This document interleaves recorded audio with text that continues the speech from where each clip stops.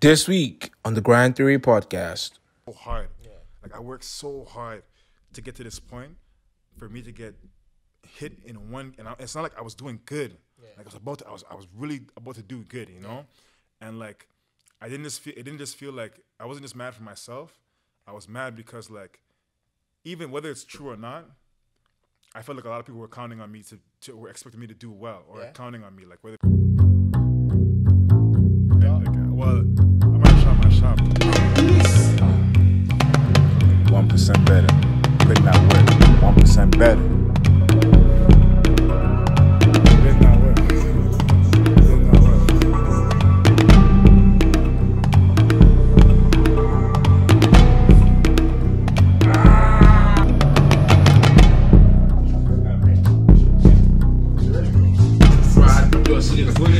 Bro.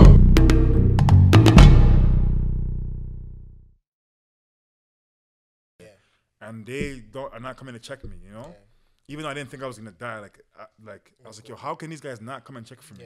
Yeah. Right? So it was a lot of rage. Like I remember at night, right? There was one night I was so mad that I was like, my head was getting hot. Like it was like almost like a steaming. Like my head was getting hot, and I was just thinking, I was dreaming about my coaches, right? Yeah. And I was dreaming about causing physical harm to my coaches and stuff. And I was pissed. Like I was just there, and I couldn't calm down. I couldn't calm down, right? And my sister the only way for me to calm down was they had to turn the fan on me and play gospel music. Like that's the only way I was gonna calm down. You know, I was so mad. I remember I had the pillow. I just took the pillow, like threw it against the wall. I was like, yo, I swore. I was like, threw it against the wall. I was just pissed, right? And like those first couple days were like the hardest days, some of the hardest days of my life, because like I said, I felt so weak. Yeah. Right? I was like, yo, I worked so hard. Yeah. Like I worked so hard to get to this point for me to get hit in one, and it's not like I was doing good. Yeah. Like I was really about to do good, you know? And like it didn't just feel like I wasn't just mad for myself. I was mad because like even whether it's true or not, I felt like a lot of people were counting on me were expecting me to do well, or counting on me, like whether it be back home in the Caribbean, like on my island in Union Island, like they're like, oh, you got a scholarship and stuff like that. They're like, yo, that's big, you know? Yeah. Like there's nobody that plays football professionally at that level, right? Yeah. Who's there. So for me, like when I went home after my injury, right? People were like, yo, what happened? Like I wish you know what's going on, right? Yeah. So I felt that, right? I felt like my little brother is young. I'm like, yo, what is this guy gonna think, yo? Yeah, his brother got mashed up like this, like you know, I know he looks up to me. Yeah. He's weak, right? So a lot of the stuff was like me against me. Like maybe I don't know if those people thought that or not, right? But me, I thought that, right? I was like, yo, dog, I'm a bum, yo. How can I get injured like this and get destroyed like this? And then I was thinking a lot of negative thoughts, but what really changed my direction was what really changed my direction was, but I'll give you some like physical, I guess like attributes. So like when I was in the bed, I was there in that position, right? Yeah. And because I couldn't move, I was getting bed sores. Yeah. Right? Which is like getting a sore on your bum, or whatever like that. It's like eating away or whatever. So I was getting that and I couldn't move. Yeah. You know, I had to like kind of move me on my side, push me on my side a little bit so that I can get some space, put a pillow underneath, whatever. And I remember when they told me I could start like walking, right? Yeah. Like going to the bathroom and stuff was painful because I had to lift the bag up, I have to sit down, like, you know, with the bag. And when I remember when I first put my foot on the ground, it was like this. Like like shake, like it was like crazy. Yeah. Like I couldn't even like put it normal, right? And not only that, but when I stood up, I couldn't stand up straight. So I was like this, like a hunchback, you know? Like I couldn't stand up straight. And no power in my core. Like I'm trying to talk to people, I'm like this. Shaking, right? But I started walking like very slowly, right? Yeah. Like very slowly. And what really changed, made it like a really drastic change in my mindset, and even made me think about, you know, like all these things like island grind or the grind theory and all these different things, was that when I started to walk, right, slowly starting to walk and to get my my grounding, you know, my footing, I guess, is in the room next to me, right? Yeah. In the room next to me, there was a guy in a motorized wheelchair. And he was in this motorized wheelchair. And when I started to walk, he noticed me. He's like, yo, you walking already? And I was like, oh, no, you know, I'm not really walking that fast. So he's being all negative, right? He's like, oh, man, you're doing pretty good, bro. Because he's like, there's people in here who've been in here for like 3-4 months and they ain't walking, you know? So I was like, oh, yeah, you know, whatever. But I started talking to the guy. I'm like, yo, what's going on with you, right? Bro, this guy, his left testicle was gone from cancer. Damn. Right? His left testicle was scary. gone. Oh my God. And then on top of that, his left one was left, and then his right leg was gone. Damn. And then you know this guy said to me, he's like, you know what, you have to even me out, you know? This guy's cracking jokes. He's like, yeah, you have to even me out. And I was like, bro, what? Jokes doing pain too. Damn. And then the guy, he had a hole in his side of his body, right? Damn. And there was like a plastic bag there connected, and from the plastic bag, like a pouch, it connected to his kidneys. So his bladder he had an infection in his bladder, and they had to remove his bladder. Damn. So that pouch was what he was peeing into. Damn. So this guy was like peeing into, and he told me like it's painful. Then he told me, he's like, yo, I was like, so what about your family? He's like, oh man, I've been in here for 6 months, and I haven't seen none of my family's come to see me. Damn.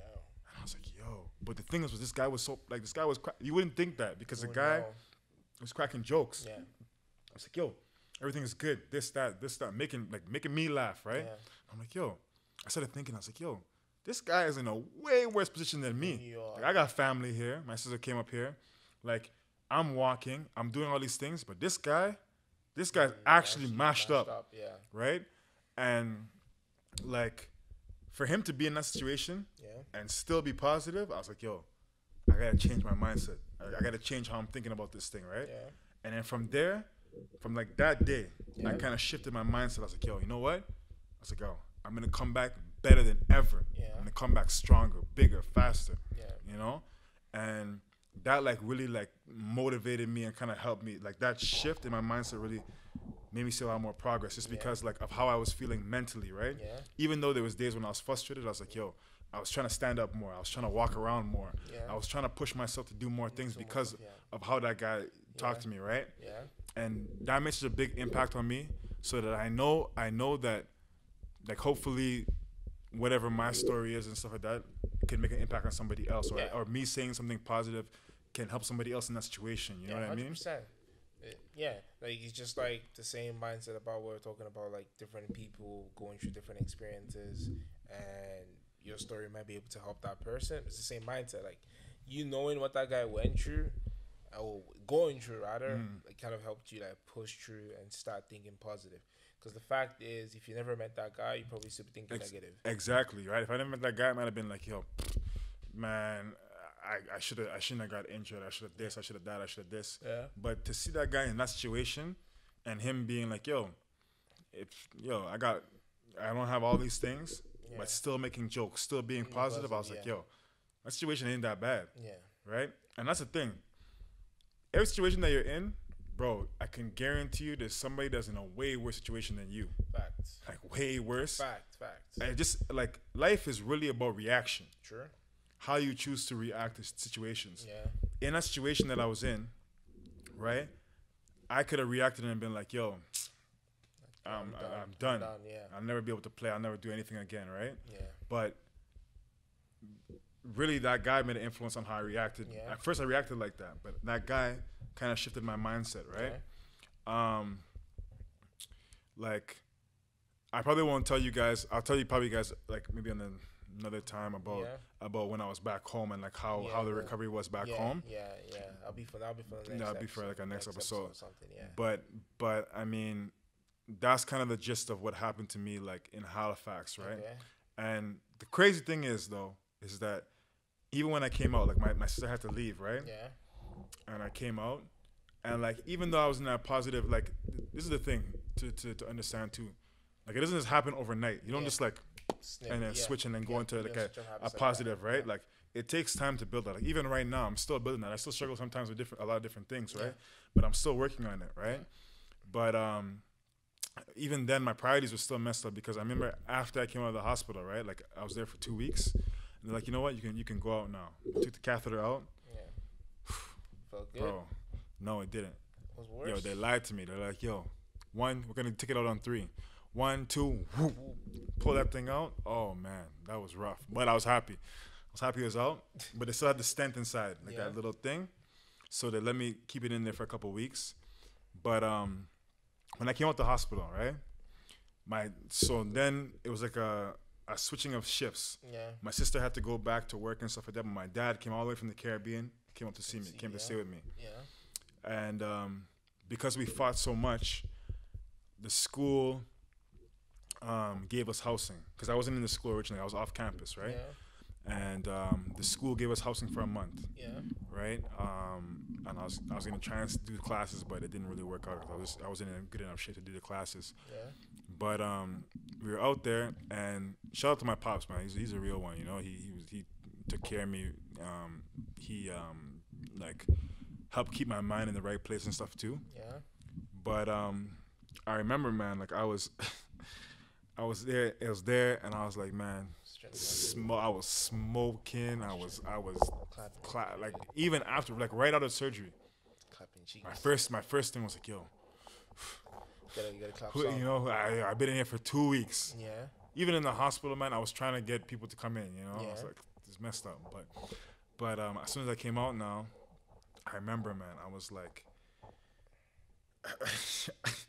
I was like trying to hit people up, and I would tell my dad, I'm like, yo, hey dad, I'm just gonna go downstairs and just see some of my friends. I just want to talk. I'm gonna be inside the building, just sitting down. I hope my dad doesn't listen to this, but you know, it is what it is. Gonna listen to it. But Mr. Ambrose, this is a little secret. Find out some stuff. But yeah. So like, I was there.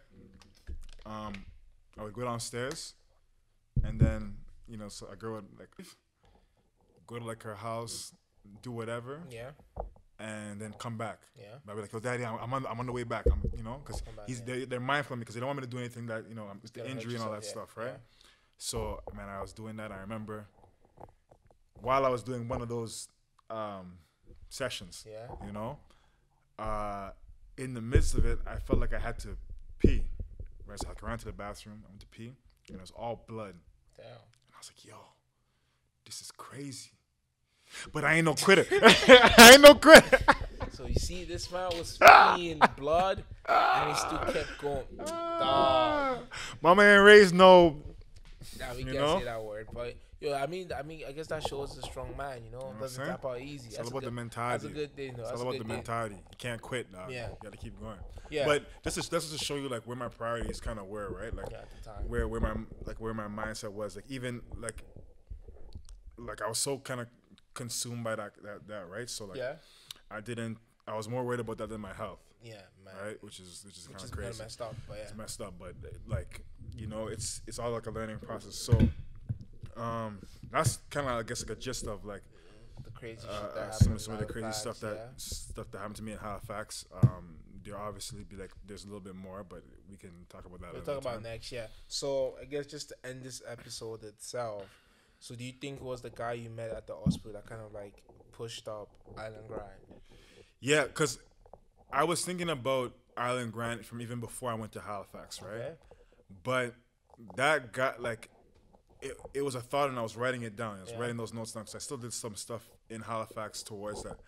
But that guy played a major role in really helping me understand the importance of like, you know, positivity and the change in the mindset. Like mindset is so big, man, because if I didn't change my mindset to be like, yo, I need to come back bigger, faster, stronger. Like, I need to overcome this thing, right? Like, I don't think I would have bounced back like the way that I did, right? Okay.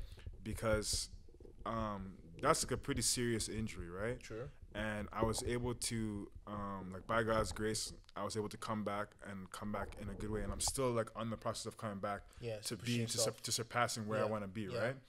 But like if it wasn't for that kind of mentality and seeing how that guy was reacting, like that taught me like a really big lesson. Like that reaction is key. Yeah. Like it's because that's really the only thing you can control. Like I can't control me getting hit. Like I can try and avoid it, but if I was meant to get hit, I'm still gonna get hit. You know what I mean? Yeah. And I can't control what the doctors are telling me. I can't control like how the surgery goes. I can only control how I react to the situation. True. So no matter what, like your reaction is key. Yeah. If I get injured, if my leg gets cut off and I'm like, it's done, you know what I'm saying? Or if I'm like, okay, shoot, my leg is cut, maybe I gotta apply some pressure or whatever. You know what I mean? Like it's how you react, because that's really what it is. It's reaction is very key in any situation. Yeah. So that's a big lesson that I learned, that maybe that can help. Hopefully that helps somebody else. Like just understand that reaction is key. Like how you react to situations, how you choose to react, because that's the one thing that you can control. Yeah. Like you, I remember you telling me this, like control what you can control. Exactly. And control what you can control, and that's your reaction, right? Yeah. So, well, I guess we're gonna leave it at that. Probably the next episode we'll talk about like what happened after the injury. Yes, sir. You mentioned like going to moving back to the islands and coming back to the city, how that felt, and probably go from there. Yeah. Yes, sir. That's the grind theory, yo. This is just a little kind of like an origin story, I guess, kind of like how the monster was made. This man back in 95, he clapping cheeks.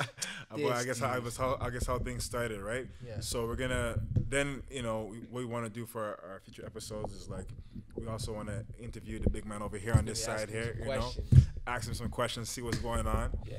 And then we're gonna kind of dive into like, we want to dive into other guests and see like their different struggles, their different things that they overcame and stuff like that. Yeah. And get into some fun stories, get into some crazy stories, So yeah, we'll see. Sure. Struggle. No. Grind theory. There you go. That's the grind theory, baby. Grind theory. And I'll see you guys in the next one. Oh, remember, it's going on YouTube. We're going on YouTube. Comment, like, subscribe. Exactly. Give us feedback. Yeah. On Spotify too. Drop a like. Spotify, all the platforms. We're gonna put that there. Yes, sir. Give us feedback. Let us know what you like, what you don't like. We just starting out, so just know we're gonna get better each time, right? 100%. Each time we're gonna get better. That's the mindset. 1% better. Every 1% day. every day. What's the saying? We cannot be broke. We cannot be broke. What's the second one? Brokenness is not an option. It is not an option. Yes, sir. It's not no multiple choice. It's not an option. Yes, sir. Well,